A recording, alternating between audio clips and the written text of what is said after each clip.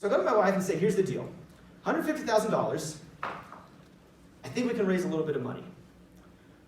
But in order to take that chance, I'm going to have to give up the last 8 years of education and training and put that all in the balance, because if we don't raise money, I've got to wait another year before I can apply again.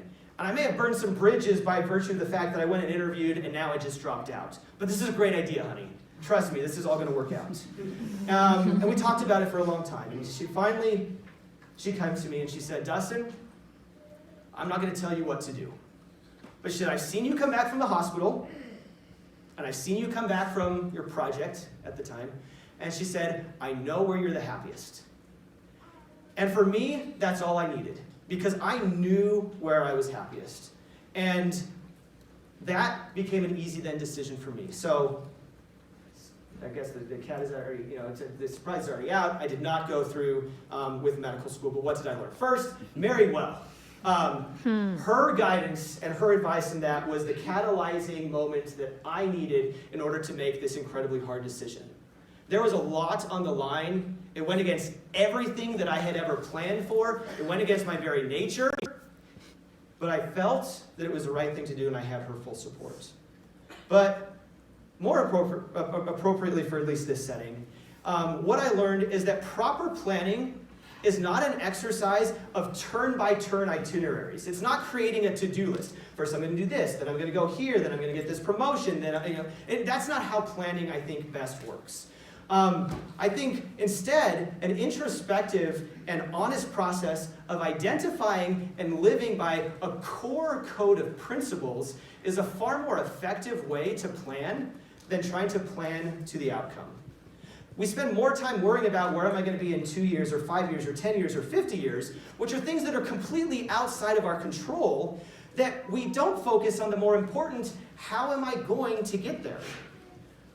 When you consider all of the things that are outside of our control, and you start to add up, if you're planning for this future destination, all of these events that have to fall into place, all these events that are outside of your control, all these events that have very small probabilities, and you multiply all these multi-probability events out, the likelihood of actually getting to this destination that you think you can envision in the future is infinitesimally small. There really is a low likelihood of being able to get exactly where your mind's eye was in 50 years. Now, I'm not saying don't plan. Please don't walk away with that. That's not what I'm saying at all. What I'm saying is plan for and focus on the things that are in your control. How am I going to get there? Not the things that are outside of your control. Where am I going to be and what's going to happen to me? Having no plan will expose you to significant risk of acting in ways that are inconsistent with what you value most and what your goals and your aspirations are. And so to make this a little bit more practical, this is where the principle of principle-based planning comes in. I want to propose 3 steps. 1, ask yourself, what do I want? 2, asking yourself, what is true? And 3, what choices will help me achieve 1 in light of 2? And I take some liberty here and have modified some of these concepts that come from Ray Dalio, founder of Bridgewater Capital, a fantastic book called Principles. But I love this concept. For me, my goal, what do I want? I did not want to have to work a day in my life. What is true? I knew that if I loved what I was doing, it would not be work. It would be play, it would be fun, I would look forward to going and doing it. And probably my wife will say I love it a little bit too much. But 3, then what choices will help me to get to 1 in light of 2? Well, I needed to excel in my predetermined field of study, but I also needed to be willing to be open and to explore other things and other opportunities as they came along. As you do this, you have to be a relentless prioritizer. Good, better, and best, right, as Elder Oak says. Focusing on the things that are most important and most valuable in our lives and putting that first. For me, studying with a girlfriend never worked. Because it didn't help me to get to my goal. I couldn't try to do 2 things at the same time, and that was one example where that just did not work for me. There's no such thing as multitasking. That's probably one of the best proven facts in neurosciences. And long before neuroscientists had fMRIs or before there was such thing as like clinical or behavioral economists, Albert Einstein identified this principle. And he said, anyone who can drive safely while kissing a pretty girl is simply not giving the kiss the attention it deserves. Amen. You cannot multitask. You cannot do two things well at the same time. That includes, for me, not taking my work home. Working when I'm at work, and being with my family when I'm with my family. It means important choices of, am I going to study on the Sabbath? What am I going to do to honor the Sabbath and to keep it holy versus to further my professional, my educational pursuits? What do I want? What is true? And what do I need to do to get there? We have to take time for what matters most. About 4 years ago, I had the opportunity, I was late unfortunately, to attend my then pre-kindergartner's a program that she had through the Community Arts Center. She was really excited for me to be there. I showed up a little bit late, but I came up to the stage afterwards where she was waiting, and she was just beaming. The excitement of the presentation, as well as the opportunity to introduce me to for the first time to some of her friends. And as she introduces me to her friends, she says, "Dad, this is so-and-so. They're going on a vacation." And after about a second, that big, youthful smile fades, and she goes, "Dad, what's a vacation?" That was like a dagger to the heart. I've repented.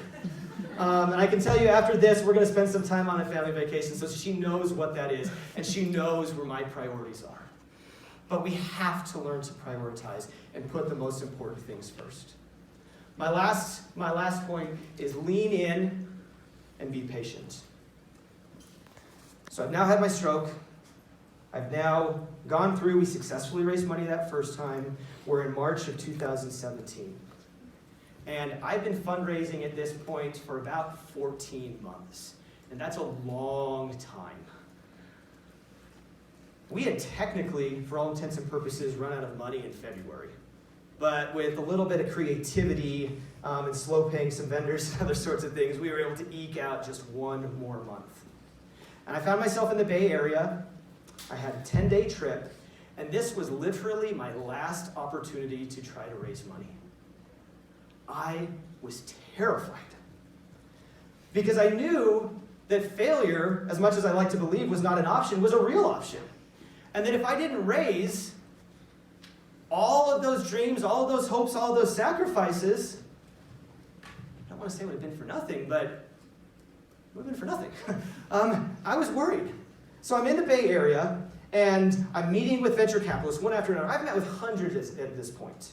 Sending out pitch decks, taking meetings, having several meetings progress pretty significantly. It was just a hard environment to be raising in. We were a wearables company. We were focusing on healthcare analytics. Investors didn't really understand that. They were interested in software as service and IT sort of related things. It was hard. And I had one particularly good meeting that day. I was feeling pretty good about myself. It was a first meeting, no money exchanges hands after a first meeting. But I got on the Caltrain from Palo Alto going up to San Francisco. And in that moment of sort of appreciation, rather than taking a nap or opening up Hulu or doing something to kind of make the time pass, I opened a book that I was reading by Robert Millett. And the section that he was talking about at the time was about expressing gratitude in the moment. And I thought, well, this is an important, appropriate time to do that. So I closed the book, I bowed my head, and I offered a prayer. And as I offered that prayer, I heard the words, "Now sit back and watch. This is not you, this is me." And I opened my eyes and I looked around and there was nobody there. The train was bustling, but it was pretty, it was just the track, there was no people around. And it wasn't a voice that I heard in my ears, it was a voice that I heard in my head. There were no lights, there were no angelic visitors, there was nothing like that. But with that thought, probably more appropriately a thought than a voice, with that thought came a perfect assurance. Because I knew my weaknesses, I knew my failings, I knew my insecurities.